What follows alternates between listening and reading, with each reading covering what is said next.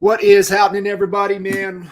Thank you guys for tuning in to another quick conversation with me and Cuz. I think let's get right to it, man. You and I were talking about this before jumping live, and it's just kind of what I was sharing, what I've seen. It feels like a lot of these agents have, liken it to like flying an airplane, which is their business, in the blue sky. Right. So no need for dashboards, no need for dials, no need for this. It's just beautiful blue skies. You can see everything. You're just cruising along just fine. However, what's happened is that now it's midnight in the middle of a storm, and they're heading right into a mountain range. Right. And so I think that's like the number one thing. And, I've had the opportunity to get in front of quite a few people lately. And that's one of the questions I always ask is like, does everybody know their break even? Do you even know what it costs to operate your business in your life? And, maybe 4 people raise their hand. I'm like, scary. Yeah. This is not a time to be flying blind. You better know the map. There's no room in the budget. I mean, I'll tell you the first problem that I see with agents is if your business is primarily coming from referrals, repeat, sphere of influence, things that are not very predictable, and then you're spending a little money over here and spending some money there, and you throw some money this way and that way, and you're not even really actually in control, right? Like you're buying Zillow leads. Well, you're not in control of that marketing dollar. They are. Realtor.com, same thing. So either you're in control of your own marketing, you understand return on investment, and you know what's working best, or you don't. The other stuff that happens in your business, you don't really have any predictability or any metric around that's very easy for you to track. I mean, you can track, how many people you have in your database, how many referrals you're getting, what you're spending in order to stay in front of those people, that kind of thing. But still, it's, this is one of those times where, the best marketer is going to win. And you have to understand where you're investing money, what the return on investment, what your break even is, what your cash conversion cycle is. What you say yes to, what you say no to. You got to stop doing things that aren't working. When things slow down, it's the tide rolling out. You can always see who's skinny dipping. Right. And that's, definitely what we're facing and will continue to face. It looks like for the next couple of years. Yeah, 100%. And so, it's and this is what drives me crazy with a lot of agents is that because they don't track and they don't pay attention, they just start cutting everything, even the thing that's probably working the best in their business. And just because they have no visibility, they don't even know. And and then they're like, man, I got to keep Zillow. But what's the ROI with Zillow with you right now? Like, is it break even? Then why are you spending that money to just break even, just to have activity, just to do things? You're selling yourself on some confirmation bias that you're going to be able to have lifetime value with them. And it's like, guys, like, you've got to see and understand truly what's working for you in your business right now. And I know one of the things, man, and real estate will always come down to this. We know this, right? There will always be people that have to make a move, and that people that need to buy. And so one of the things that has come up and is really understanding, the 2 levers, right? How we looked at every opportunity. And when you get down to where it's really hard to see these 2 levers, and this goes back to Coach Burt, right? Who's in the red zone, who's on your help list, who's right there. And for us, the 2 metrics were always qualified and ready. Mm-hmm. And we would look at the AAs, right? We'd grade them on a scale of A, B, C. And we would look to match our AAs, who was qualified and who was ready. And just because you have somebody that's ready doesn't mean they're qualified in this market, and vice versa. So that's what we were always looking for. And it's another thing that I think too, that agents, especially in times of uncertainty, they latch on to any live body they get. And they could be a C qualified, C ready, but yet they're just like so hooked onto them and spending so much time with them. They're not spending time with the right people.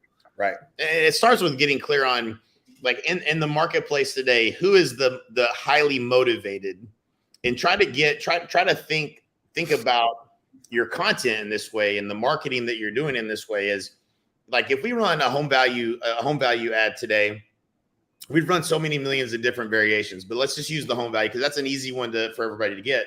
But every seller in every marketplace, no matter what, wants to know what their home value is. But if you just run an ad that says, find out what your home is worth in such and such marketplace, you're going to get a lot of leads, right? You're going to get you might talk to a lot of people that have no intentions whatsoever of selling. They want to know what their house is worth for any number of reasons. That's not a qualified lead. That's not even a lead, right? They're not looking to do business at all, much less do business with you. And so the more you try to think through what are the conversations going in their head, what are the problems that they currently have, what do they go to bed at night worried about? If it's a seller in a marketplace that absolutely has to sell, what is the best offer that you could put out there that speaks to the emotions of where they're at in that situation? People that don't have to sell may not be selling right now. If they have to absolutely sell, then they're going to be higher motivated, and you want to make sure that you're crafting marketing messages that match where they're at and what's going on in their world today. And so same thing with the buy side. I mean, the reason why the price reduced ads are working is because if you absolutely have to buy, who is somebody who absolutely has to buy something? Nobody really, because you could rent. But if you're moving to a new marketplace and you have to find a place to live, you're going to be much higher motivated than somebody who's maybe in a different situation. So it's trying to understand in the marketplace, how do you get clear on who is highly motivated and for what reasons, and how do I find those people and target market those people? How do I better qualify the people I'm talking to make sure they fit into that criteria? And that's where you have to invest your time, is with people that are highly qualified. Otherwise, you're spinning your wheels, working with just anybody who has a heartbeat. Right, 100%. And traffic and conversion was last week, and when Ryan kicks that event off, he always does kind of a state of digital marketer, state of the union, if you will. And he was talking about traffic source, where the most amount of traffic is coming from, trending. Where is it trending? And he, of course, 75% of statistics are all made up. So 91% is coming from short form video. 91% of all traffic is trending from short form video. And so it's like what you were saying. It's like, okay, well, we know we need to be crafting content that speaks to the problem that's keeping buyers and sellers up at night. But where do we get that out to? And right. So anything and everything short form video. And it's got to be attention grabbing, because now you have to understand what's the business model of these platforms. And the business model of the platforms, like your Facebooks, your YouTube, and all the social platforms, their business model is attention. And if you can create content that drives attention, they can sell ads to it. So you've got to make sure that you're creating that content and you're really trying to grow and build that audience, so you can play the game with. It's funny. It's like, well, what's the algorithm? Well, the algorithm is always the algorithm. They just want traffic. They want attention. So what are you doing to create attention? I think is super key. And, but being able to understand that and really creating those lists, so you can start, proactively communicating to your people of kind of really what's going on. Email is up there still with where traffic is and attention. And it's just more of an engaging type. So like for us, it was kind of our strategy was kind of shake the trees. And that's another tremendous strategy right now with everybody that you have in your database, right? That you probably haven't been proactively communicating to, but create some engagement. Hey, if you were looking to get into a home by the are you still looking to get into the home by the end of the year? ? Right? Just try to create some engagement. Yep. What's up, everybody, man? Thank you guys for tuning in. If you've got any questions or comments, throw it in, and Cuz and I will unpack it and help you guys. I know there's a lot of uncertainty for a lot of agents kind of moving in, and this is kind of really what we're talking about. And you look at kind of what we're always kind of talking about, right things, right order. And obviously, number one still has to come back to making sure you're taking care of yourself at the highest levels, because typically what tends to happen in getting in stressful situations the last thing that you try to, think you have to take care of is yourself. And so that can, lead to tremendous amount of stress and allow you not to be able to focus on the handful of activities that you need to do. Number two, no matter what, and Jay gave you guys the answer, right? It's all about sales and marketing, everything, sales and marketing, everything you're doing. And then paying attention to where your cash flow is, paying attention to what's working, what's not working on the financial side for that. And then, and just getting after it every day. I mean, that's really the four things that we've got to really focus on heading into this last quarter of the year. We got a question here. Living in Chico, California, familiar with that market? Building a team during this marketplace. Oh man, that's tough.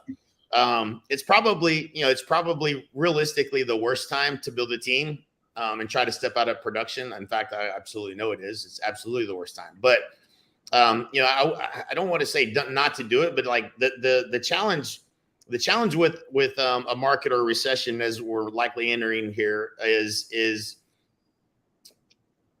it requires, and here's the thing, we built most of our businesses on having really, really good sales skills and being willing to persevere and get slapped in the face a lot, right? Making dials, making calls, calling really anybody and everybody, and that's what we basically built our team structures around, right?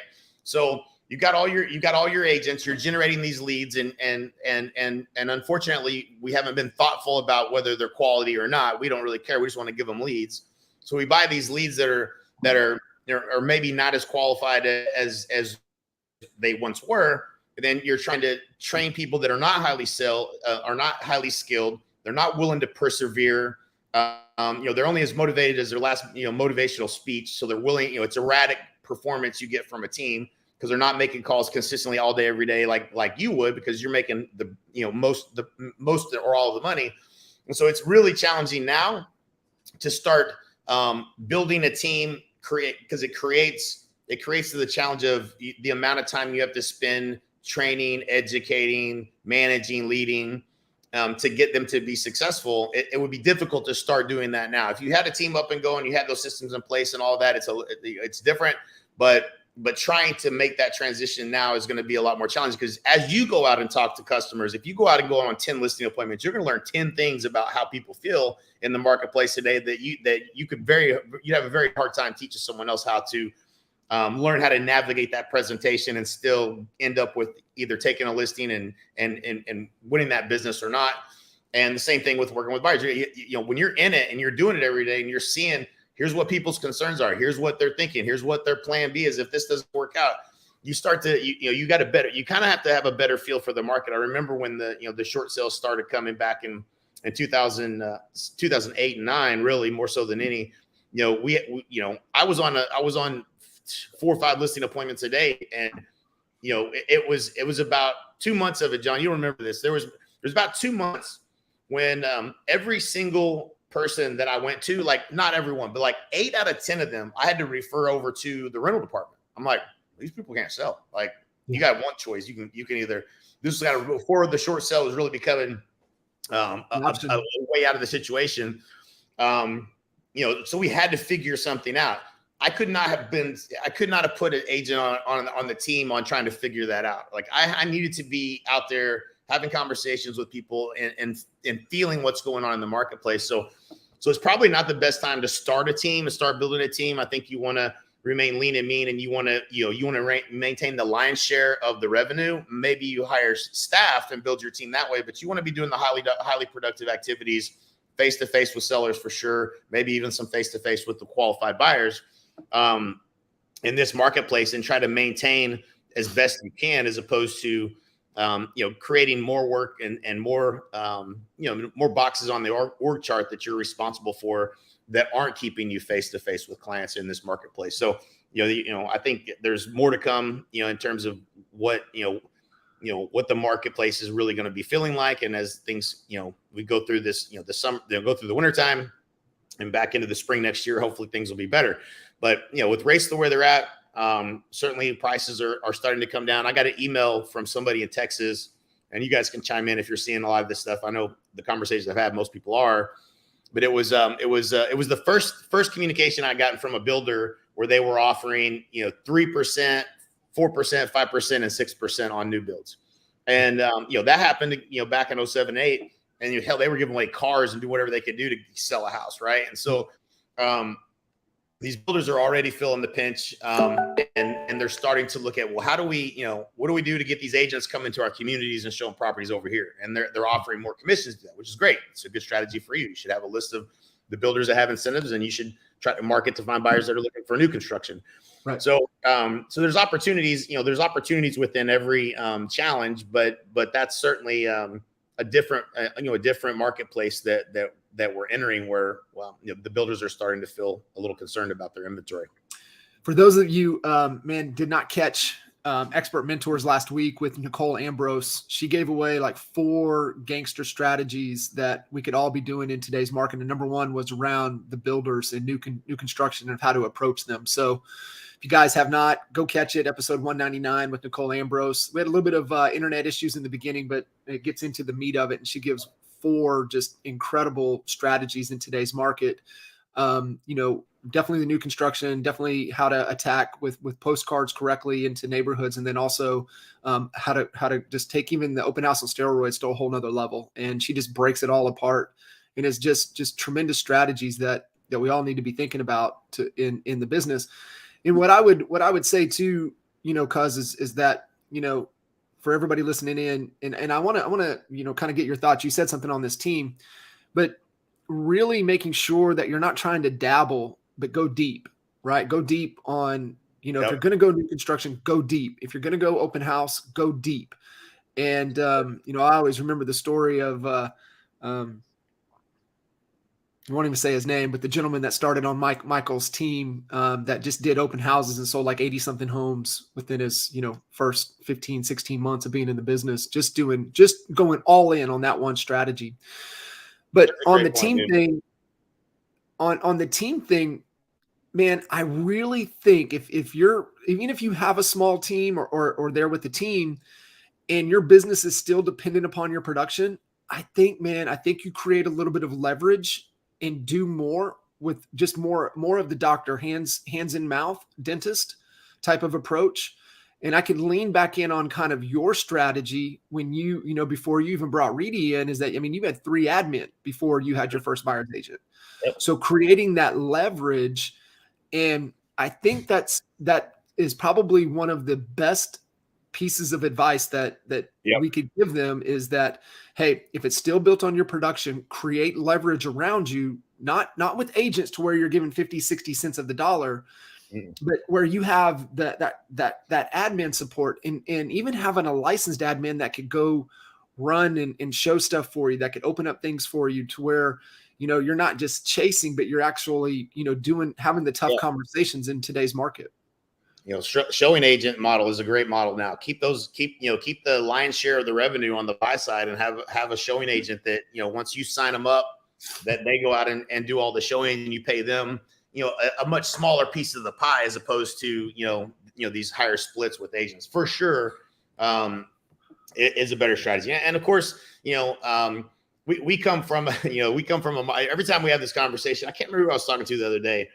And they were in a marketplace where the average was in the 200 range, two something range. And they were like trying to follow somebody who was like, had a model that they were doing in San Diego or whatever. And the average sale price was like quadruple. I said, and they were like, that shit just doesn't work where I live. I'm like, I get it. We came from a smaller average, sale price. So there's more room for error if you have a super high average sale price. But at the end of the day, like, the knowledge you're going to gain every time you meet with the seller. And this is like something that, when you get face-to-face enough times with clients, when you have enough conversations and really try to understand their situation and why are they moving in the first place?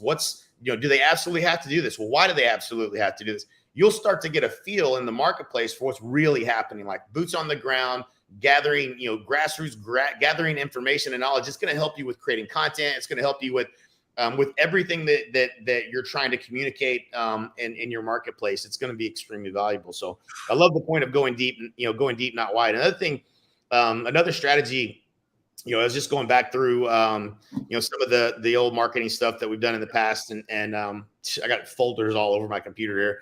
So I'm creating a webinar about it. But understanding, like, most people don't understand marketing at all. And so, it's probably the hardest thing to learn, but it's the greatest gift once you really truly understand it.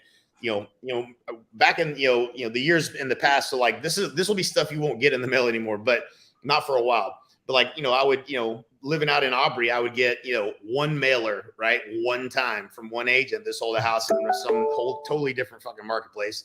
And, they would just blast out a direct mail piece that I don't even remember the agent's name to make fun of them. Why? Because I don't even know who they are. And they only hit me one time. They didn't have a strategy where they were going deep. If they were going deep, then, what you really want to mail, you don't want to just mail a postcard that you sold a property in the neighborhood over, or even in their neighborhood, not just that one postcard. It's not going to get you a response. What you want to do is you want to find out, like, hey, in the neighborhood, how many people are going to sell this? How many people are going to sell in the next 90 days? Not very many, maybe 5 people if you mailed 1,000 people. And you're hoping that one mailer gets their attention and they call you, and the percentage of the time that's going to happen is like less than 0.5%.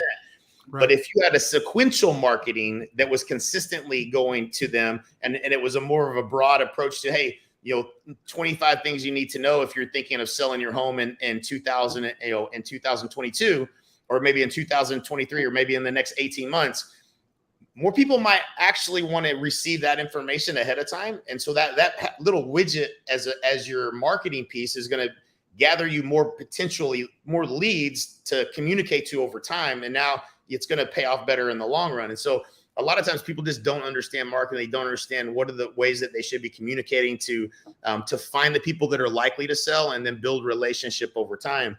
And the best marketer is going to win. That's for sure. Because all agents that got a deal here and there from those onesie postcards that maybe they close 8 or 10 deals a year, and that shit it's number one, it's not going to work. It's certainly not going to work when they're making half the money that they were making, because they're not going to be able to afford to spend that money, because number one, they don't even know what their return on investment is. But certainly understanding marketing right now is probably the greatest skill. The best marketer is going to win in every marketplace, no doubt. 100%. And I really think, it's just people are looking for solutions to their problems today. And so when you're creating that content, it has to be, what are they worried about? And you just gave the answer. Well, how do you find out? Well, you just ask them, right? You just have more conversations. The more people you're talking to, the more feedback you're going to get, the easier the content is, the easier to message, to nail your message to that market. And kind of where they're hanging out is going to happen. You just got to have more conversations. And in one way, just even email your database. Hey, what are you guys worried about moving into the rest of the year? What's keeping you guys up at night? By the way, great idea. It's a great idea. John, we should have done this already, and I can't believe I haven't taken this to the end zone, but like the Rapid Funnel app, we have with the Rapid Funnel app, and I know we have to jump in 2 minutes, the ability to send buyer and seller surveys and ask some of these questions about the marketplace, and just find out how people are like. It's going to be a huge lead generator for you. Hey, are you thinking of selling? Fill out this quick survey. And if you start gathering data, you'll see, okay, this is what they're concerned about. This, that, there's a lot of ways that you can start gathering information. Creating leads through surveys is a great way right now, because you'll start to get, you have to have some choices for them so that you can kind of really dial in on what it is they're concerned with, why they would be selling. If they don't, why they wouldn't, all that kind of stuff. But then you start to gather information, and you start to understand your marketplace a lot better. Plus you're generating leads with people that say, yeah, I'm going to definitely be selling in the next 18 months because whatever. So I think surveys are a great way to do that. And Rapid Funnel, you can do that. I love the survey. And then once you have it, then you can push them somewhere, right? When those that are engaged, you can push them to either, do a weekly, seller seminar, a weekly buyer seminar, virtual, right? Invite them to it, and just do things as things are changing, to where you can be that thought leader in your marketplace. That, like, remember, people that really have to make a move, they are looking for a solution to their problem. And, we have an opportunity to be that solution for them. And I love this survey, and then you can push them somewhere once you get some engagement. Right on. Fire, as always. Cuz, appreciate you. Thank you, guys. I'm working on that webinar as we speak, so give me a couple weeks. Love it. Cuz, appreciate you. Thank you, guys. We'll see you guys next time. Let's get it.